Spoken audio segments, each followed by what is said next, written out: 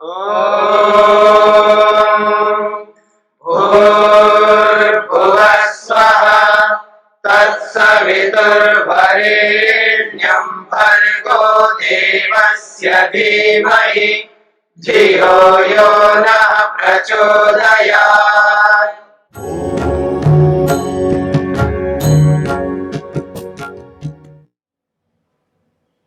धर्माधर्म सुख दुख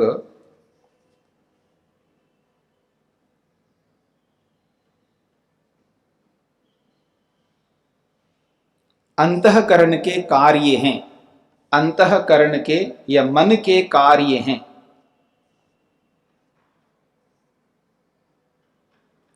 अंतःकरण यानी मन के कार्य हैं। इसलिए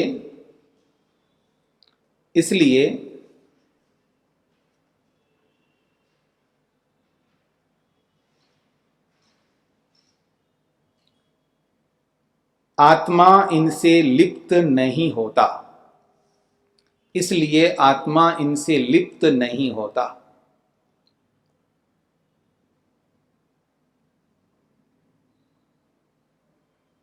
अब इस सूत्रार्थ को इस रूप में भी लिख सकते हैं, एक शब्द जोड़ सकते हैं, सुख दुख धर्माधर्म सुख दुख अंतःकरण में यानी मन में रहते हैं, कार्य के स्थान में रहते हैं, ये शब्द भी जोड़ सकते हैं। धर्माधर्म सुख दुख अंतःकरण यानी मन में रहते हैं, इसलिए आत्मा इनसे लिप्त नहीं होता।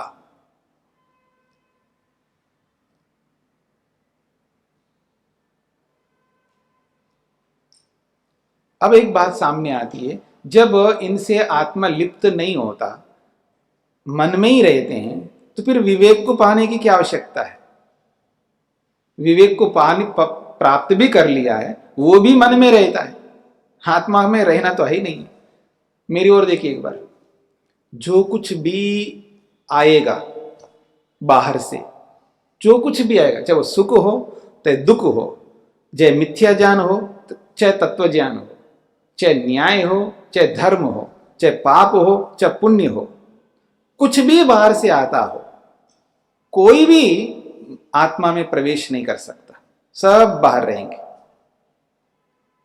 आत्मा में कुछ भी प्रवेश नहीं कर सकता बाहर से। इतना ही नहीं, ईश्वर का आनंद भी आत्मा में प्रवेश नहीं कर सकता, यह भी याद रखना। ईश्वर स्वयं प्रवेश क्या हुआ? हाँ जी, वो सब जगह रहता है, उसका धर्म ही ऐसा है, वो सब जगह रहता है।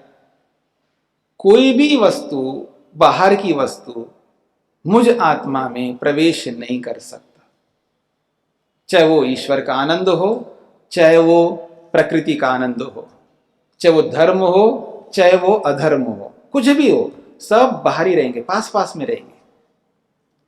मुक्ति में भी यही स्थिति रहती है।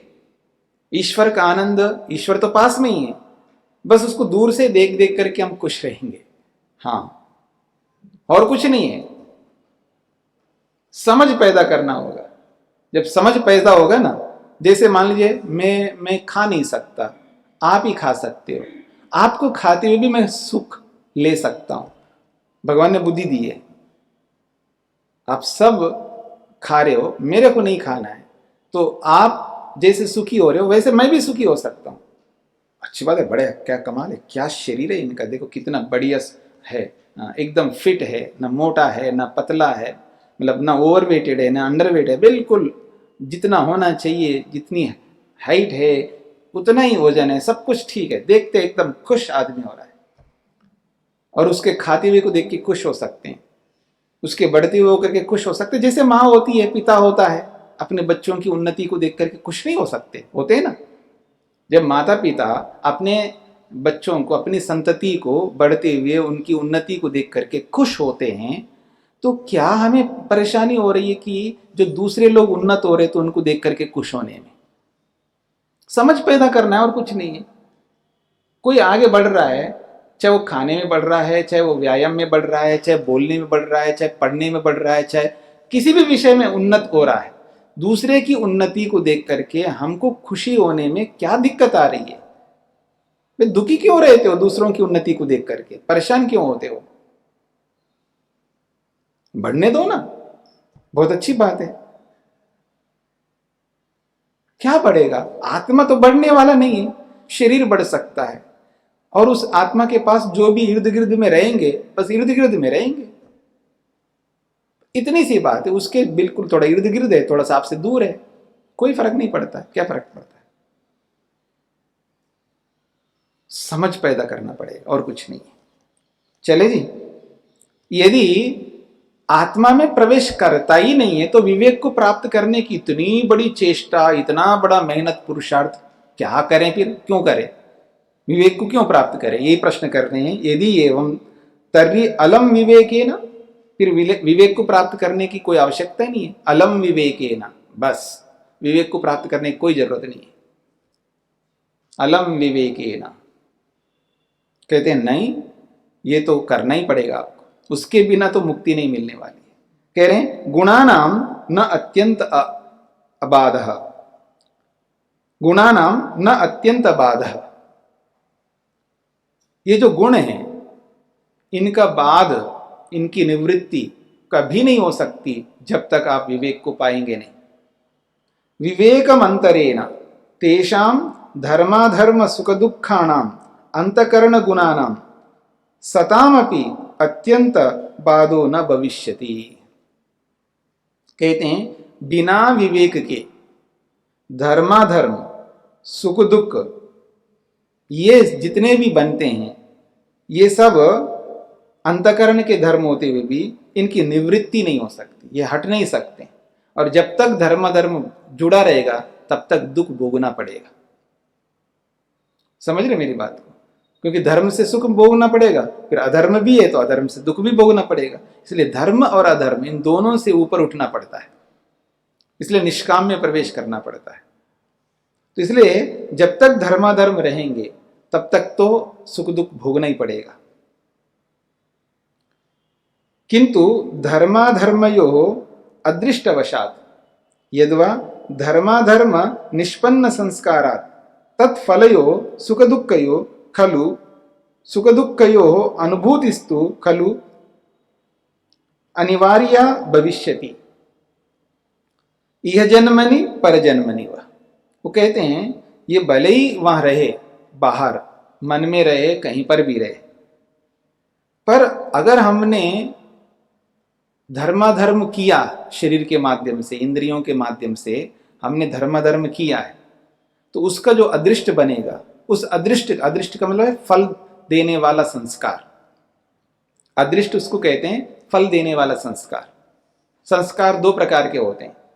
एक तो हमने कर्म किया, क्रिया के संस्कार पड़ते हैं, मतलब झूठ बोलने रूपी क्रिया का संस्कार अलग है।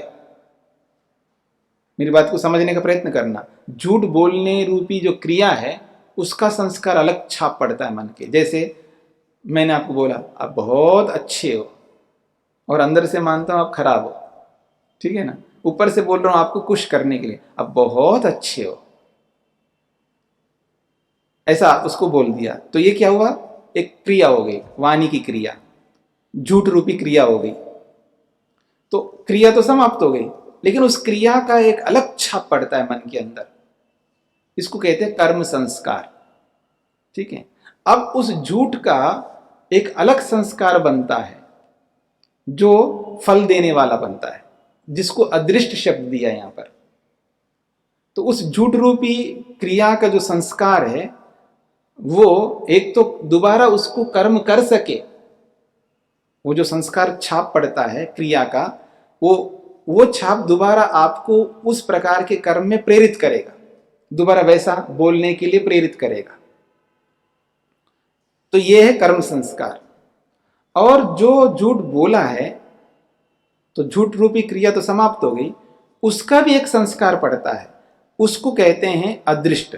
उसका नाम दिया अदृष्ट, जो कि आगे जाकर के भगवान उसके माध्यम से फल देता है।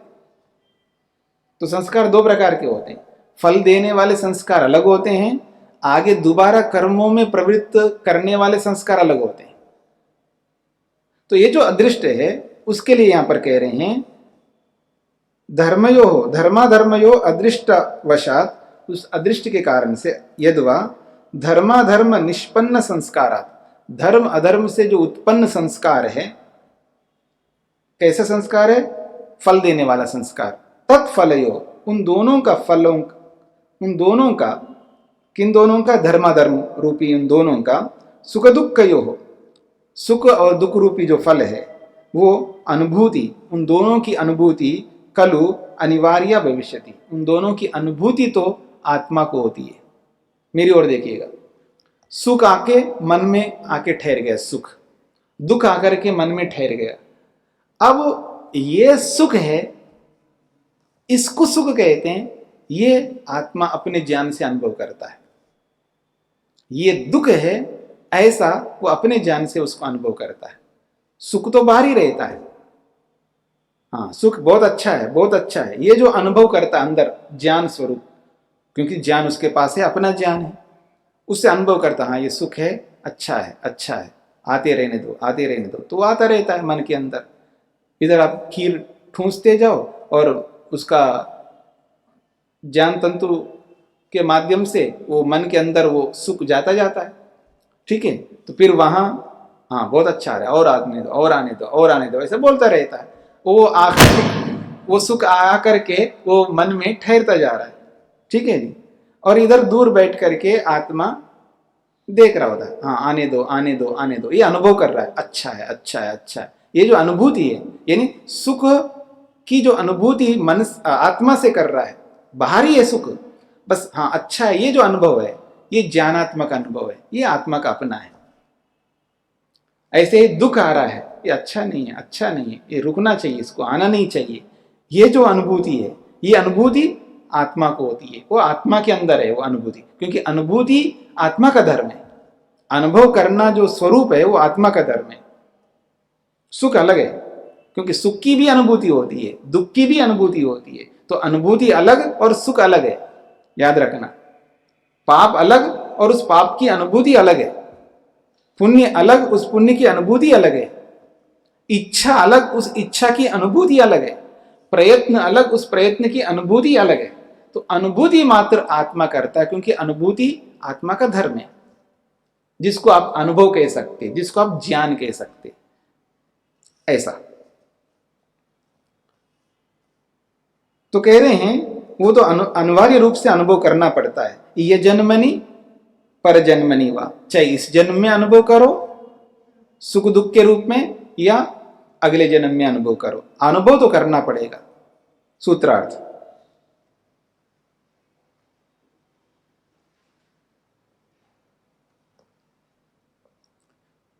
विवेक को प्राप्त किए बिना, विवेक को प्राप्त किए बिना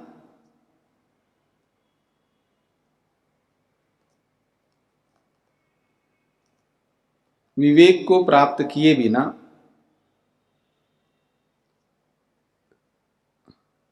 धर्माधर्म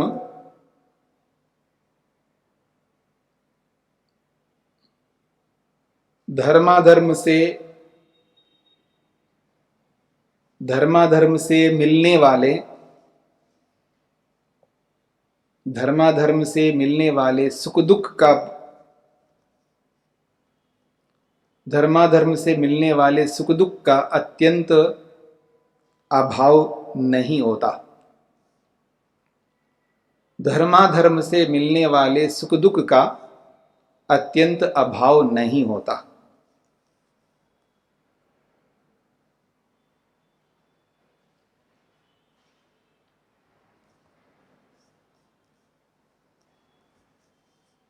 अब एक प्रश्न किया जा रहा है, ये जो सुख की अनुभूति होती है कैसे होती है? सुख की अनुभूति, सुख की अनुभूति होने की क्या प्रक्रिया है, उस प्रक्रिया को समझाया जा रहा है। यथा, क्योंकि पंचावयव योगात सुख संवित्ति ही, पांचों अवयवों के योग से सुख संवित्ति, सुख की अनुभूति होती है।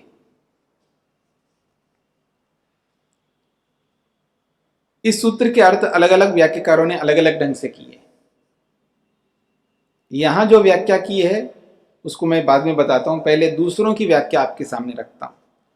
दूसरे जो ग्रंथ आप पढ़ते हैं उनमें ये व्याख्या किए है 5 से 5 ज्ञानेंद्रियों को लिया है, ठीक है ना। पंच अवयव योगात, 5 अवयवों के योग से यानी 5 ज्ञानेंद्रियों के योग से सुख की अनुभूति होती है, ऐसा उन्होंने अर्थ किया है। क्योंकि 5 है ये, क्योंकि नेत्रेंद्रिय से जो सुख का अनुभव होता है वो अलग है, घ्राणेन्द्रिय से जो सुख का अनुभव होता है वो अलग है, रसनेन्द्रिय से जो सुख का अनुभव होता है वो अलग है, ठीक है ना। अलग अलग इंद्रियों से अलग अलग सुखों की अनुभूति होती है। तो उन इंद्रियों को यहां पर पंचावयव योगात कहा है। 5 अवयवों के 5 विभागों से, अवयव का मतलब यहां विभाग, 5 विभागों से आत्मा को सुख की अनुभूति होती है। यानी 5 साधन हैं सुख को अनुभव करने वाले, 5 साधनों के माध्यम से आत्मा को सुख का अनुभव होता है, ऐसा उन्होंने अर्थ किया है। ये बात स्पष्ट हो रही है। और यहां स्वामी ब्रह्ममुनि जी ने इसका अर्थ थोड़ा अलग ढंग से किया है। वो कहते हैं निर्णय साधना नाम अनुमान विषयकानाम पंचावयवानाम योगात प्रतिज्ञा हेतु दृष्टांत उपनय निगमनानाम प्रवर्तनात् खलु भवति सुख संवित्ति सुखानुभूति। वो कहते हैं सुख संवित्ति अर्थात सुखानुभूति। सुख की अनुभूति कैसी होती है तो कहना निर्णय के जो साधन होते हैं, किसी भी विषय के बारे में जब निर्णय करते हैं तो निर्णय के साधन जो होते हैं उन निर्णय के साधनों से व्यक्ति को सुख की अनुभूति होती है। तो कहते हैं निर्णय साधनानम, कौन है वो निर्णय के साधन? अनुमान विषय का नाम, अनुमान के माध्यम से होने वाले जो साधन है, कौन है वो? पंचावयवानाम, 5 अवयव हैं, 5 साधन है वो। उन 5 साधनों के योग से, वो 5 साधन कौन है? प्रतिज्ञा रूपी साधन, हेतु रूपी साधन, दृष्टांत रूपी साधन, उपनयन रूपी साधन और निगमन रूपी साधन। इन 5 साधनों की प्रवृत्ति से आत्मा को सुख संवित्ति यानी सुख का अनुभव होता है, ये कहना चाहते हैं। यह था सुख संवित्ति धर्मा फलम। सुख संवित्ति, सुख की जो अनुभूति होती है वो किस कारण से होती है तो क्या? धर्म फलम, वो धर्म का फल है। धर्म से सुख की संवित्ति होती है, यानी धर्म से सुख की अनुभूति होती है। तथा दुख संवित्ति ही अधर्म फलम, और दुख की जो अनुभूति होती है वो अधर्म का फल है। इस प्रकार से पंचावयव योगात सिद्ध्यति, 5 अवयवों के योग से ये बात सिद्ध होती है। ये अनुमान प्रक्रिया के माध्यम से सुख की अनुभूति को सिद्ध करवा रही है। और दूसरे वाक्यकार वो लोग प्रत्यक्ष अनुभूति के साथ उन्होंने सुख की अनुभूति करा है। बस इतना अंतर है। सूत्रार्थ लिख लीजिएगा। हाँ जी, आपको समझ में नहीं आया? जी, ऐसा होता है कि एक प्रक्रिया बताइए कि हमें जो सुख की अनुभूति होती है, सुख की अनुभूति होने के पीछे कारण होता है। सुख क्यों हो रहा है तो कारण देंगे धर्मात् सुखम, धर्म से सुख मिलता है। तो धर्मात् जो है ये हेतु बन जाएगा। सुख की अनुभूति होती है, ठीक है ना, सुख की अनुभूति होती है तो पक्ष हो गया हमारे, प्रतिज्ञा हो जाएगी, इसको हम प्रतिज्ञा कहेंगे। सुख की अनुभूति होती है। आप में से कोई निषेध करने वाले हैं क्या कि दुनिया में सुख की अनुभूति नहीं होती है? सुख की अनुभूति होती है, ये मैं अपनी प्रतिज्ञा रख रहा हूं, मैं यानी अपना सिद्धांत रख रहा हूं। देखो ये दुनिया में सुख की अनुभूति होती है, ये मेरी प्रतिज्ञा हो गई। ऐसे कैसे हो सकती है सुख की अनुभूति? कारण बताओ। ऐसा कोई पूछे तो मैं धर्मात् सुखम, धर्म से सुख की अनुभूति होती है। मैंने हेतु दे दिया, कारण बता दिया। तो प्रतिज्ञा के बाद में हेतु आ गया। अब हेतु बोल दिया तो उदाहरण देना पड़ेगा। बिना उदाहरण के कैसे सिद्ध करोगे? तो उदाहरण देना पड़ेगा। तो मैं कहता हूं भोजन, भोजन उदाहरण है। यानी भोजन का मतलब भोजन करना, भोजन करना ये उदाहरण है। तो जहां जहां भोजन किया जाता है वहां वहां सुख होता है, और जहां जहां भोजन नहीं किया जाता है वहां वहां दुख नहीं होता है। ये नियम है भोजन से। अब केवल जिस तरह का भोजन आपके मस्तिष्क में, वही भोजन नहीं होता है। भोजन तो अलग अलग प्रकार का होता है। कोई अन्न से, अन्न रूपी भोजन से पूर्ति करता है, कोई दूध रूपी भोजन से पूर्ति करता है, कोई फलों से पूर्ति करता है, कोई मेवे से, सूखे मेवे से पूर्ति करता है, ठीक है ना। कोई हरी सब्जियों से पूर्ति करता है, कोई अंकुरित आहार से पूर्ति करता है, कोई केवल चीनी खा करके पूर्ति करता है, कोई केवल चाय पी करके पूर्ति करता है, ठीक है ना। कोई केवल पानी पी करके पूर्ति करता है, कोई केवल हवा पी करके पूर्ति करता है, लेकिन भोजन ग्रहण जरूर करते हैं सब। मेरी बात समझ में आ रहा है? भोजन ग्रहण सभी करते हैं। तो हेतु यह है कि भोजन करना, तो जो जहां जहां भोजन किया जाता है वहां वहां सुख मिलता है, और जहां जहां भोजन नहीं किया जाता है वहां वहां दुख मिलता है। तो हेतु दे दिया मैंने। इसलिए भोजन करना सुख का कारण होने से धर्म से ही सुख मिलता है, या यूं बोलूं सुख की अनुभूति होती है। ऐसा मैं मतलब पहले प्रतिज्ञा करूं, सुखानुभूति दुनिया में होती है। हेतु दूंगा धर्म से, उदाहरण दूंगा भोजन करना। जहां जहां भोजन किया जाता है वहां वहां सुख मिलता है, ठीक है ना। ये यूं कहूं, जहां जहां धर्म वहां वहां सुख। मैं व्याप्ति दिखा दूं, जहां जहां धर्म वहां वहां सुख। उदाहरण है भोजन करना। जैसे भोजन करने से सुख मिलता है वैसे ही धर्म करने से सुख मिलता है। ये उपनयन हो गया, उपनयन। और निगमन ये हो गया। इसलिए सुख की अनुभूति होती है, ये निगमन हो जाएगा। इस तरह का कोई करना चाहे कर सकता है। तो इस प्रक्रिया से पांचों हेतु, प्रतिज्ञा, हेतु, उदाहरण आदि, इन पांचों अवयवों के माध्यम से सुख की अनुभूति को स्पष्ट किया है, ऐसा ये कोई कहना चाहता है। तो भाष्यकार ने पांचों अवयव जैसे न्याय दर्शन में बताए गए हैं, प्रतिज्ञा, हेतु, उदाहरण, उपनयन और निगमन, इनके माध्यम से सुख की अनुभूति की सिद्धि की है इन्होंने। दूसरे व्याख्याकारों ने पांचों ज्ञानेंद्रियों के माध्यम से सुख की अनुभूति होती है, उन्होंने वैसे सिद्ध किया है। वैसे कर लो, वैसे कर लो, कोई आपत्ति नहीं है, सुख की अनुभूति तो होती है, ठीक है। और जिसको जो अधिक अच्छा लगता है वो उसको ग्रहण कर सकता है। पांचों ज्ञानेंद्रियों से सुख की अनुभूति होती है, ये अच्छा लगता है तो वो ग्रहण कर सकते हैं। और क्योंकि वो प्रत्यक्ष है, पांचों ज्ञानेंद्रियों से जो सुख की अनुभूति होती है वो प्रत्यक्ष है। और पंचावयों के माध्यम से जो सुख की अनुभूति जो बताई जाती है ये अनुमान है, ठीक है। और सुख की अनुभूति होती ही है ऐसा शास्त्र कहता है, यह शब्द प्रमाण हो गए। तो शब्द प्रमाण के माध्यम से भी सुख की अनुभूति आप सिद्ध कर सकते हो, अनुमान प्रमाण से भी सुख की अनुभूति आप सिद्ध कर सकते हो, प्रत्यक्ष प्रमाण से तो करते ही हो। ये बात है। सूत्रार्थ लिखा, लिखिएगा। प्रतिज्ञा हेतु, प्रतिज्ञा हेतु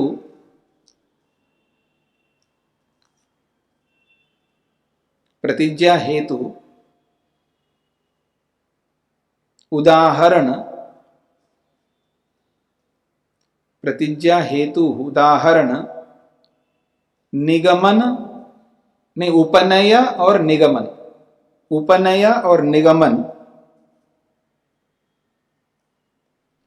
प्रतिज्ञा हेतु उदाहरण, उपनय और निगमन के माध्यम से, और निगमन के माध्यम से सुख की अनुभूति की जा सकती है, सुख की अनुभूति की जा सकती है।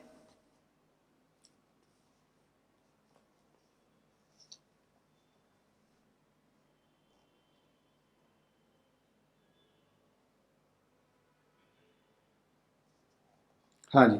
आचार्य जी, यहाँ अवयव शब्द देख करके ब्रह्ममुनि जी ने इसका भाष्य न्याय दर्शन के अवयव से किया जी। मुझे लगता है कि दर्शन टू दर्शन, जैसे योग में समाधि को योग की उच्च अवस्था बताया, ये ईश्वर प्राप्ति का अंतिम सीढ़ी बताया, और यहाँ पर ध्यान को बताया, रागोपहतिर ध्यानम, और अंतिम अवस्था ध्यान को बताया। तो इस प्रकार से हम दर्शन को दर्शन से कंपेयर करना उचित नहीं है, और इनको भी अवयव शब्द देखते ही प्रतिज्ञा, उदाहरण, हेतु इत्यादि की बात करने की बजाय पंच अवयव से पंच इंद्रिया लेते या कुछ और तर्क संगति बिठाते बजाय कि, क्योंकि प्रतिज्ञा हेतु उदाहरण कहना उतना सटीक नहीं बैठता। अवयव शब्द देखते ही न्याय दर्शन वाला विषय ले लेना, या इस प्रकार से कहना, ध्यान शब्द देखते ही वो कह देना कि एकाग्रता वाली बात कह देना, यह ठीक नहीं है। यहाँ ध्यान शब्द का कुछ और अर्थ है, वैसे यहाँ अवयव शब्द का कुछ और अर्थ होगा। नहीं होगा, ये जो कथन है ना, ये तो आपका कथन हो गया जी। उनका जैसे अपना ध्यान कथन से है। मैंने सिद्ध किया, एक उदाहरण दिया कि ध्यान कहते ही योग दर्शन वाला ध्यान नहीं ले लेना है, यहाँ पर ऐसा है निश्चित, बिल्कुल निश्चित है। ध्यान वैसे हमेशा, ही अवयव शब्द कहते ही न्याय वाला अवयव नहीं ले लेना उचित होगा। नहीं मैं ये नहीं कहना चाह रहा हूँ कि एक जगह ध्यान का अर्थ योग दर्शन वाला लेंगे तो यहाँ पर अवयव वाले शब्द न्याय दर्शन वाला अवयव लेना है, ऐसी कोई प्रतिज्ञा नहीं कर सकते हैं। कहीं ले भी सकते हैं और कहीं नहीं भी ले सकते हैं। पहले तो समझ लीजिएगा, देखिए अपने व्यक्तिगत बात को हम इदमित्थम नहीं कह सकते जब तक हमारे पास में आधार ना हो। आप भी एक तर्क कर रहे हो ना, आपका अपना तर्क है तो दूसरे का अपना तर्क है, क्योंकि भाष्यकार जो लिखता है कितना मेहनत पुरुषार्थ करता होगा वो भाष्यकार, कितना आगे पीछे पढ़ता होगा, कितना मेहनत करके वो लिखता होगा, उसकी बात को हम यूं हटा नहीं सकते। हाँ बिल्कुल ही अक्षरशः वो असत्य है, हाँ सिद्धांत विरुद्ध है, तब तो आप एकदम कह सकते हो। लेकिन जहां विकल्प दिखता हो, जहां कहीं भी विकल्प दिखता हो, वहां उनका ऐसा मानना है, मेरे को ऐसा प्रतीत होता है, उनका भी सही हो सकता है यदि हम गुंजाइश रख करके चले ना, क्योंकि हमारे पास भी कोई प्रमाण नहीं है ना। दी यहाँ अवयव का अर्थ जो दूसरे भाष्यकारों ने अर्थ के यही अर्थ होता है, इसमें ना हमारे पास प्रमाण है और इनके पास में भी प्रमाण नहीं है। अवयव का अर्थ पंचावय वाला ही है, दोनों के पास नहीं है प्रमाण, दोनों के अपने अपने तर्क है। तो जहां ऐसी स्थिति होती है ना, वहां हमको थोड़ा सा अपने आप को थोड़ा ओपन रखना होता है, खुला रखना पड़ता है, सख्त हाथ पकड़ के खींच के नहीं रखना होता है। बस इतनी सी बात है और कुछ नहीं है।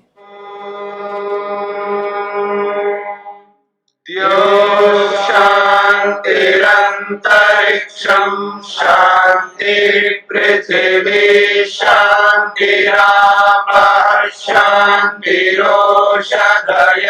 शांतिः वनस्पतयः शांतिर्विश्वे देवाः शांतिर्ब्रह्म शांति सर्वं शांति शांतिरेव शांति क्षमा शांतिरेधि।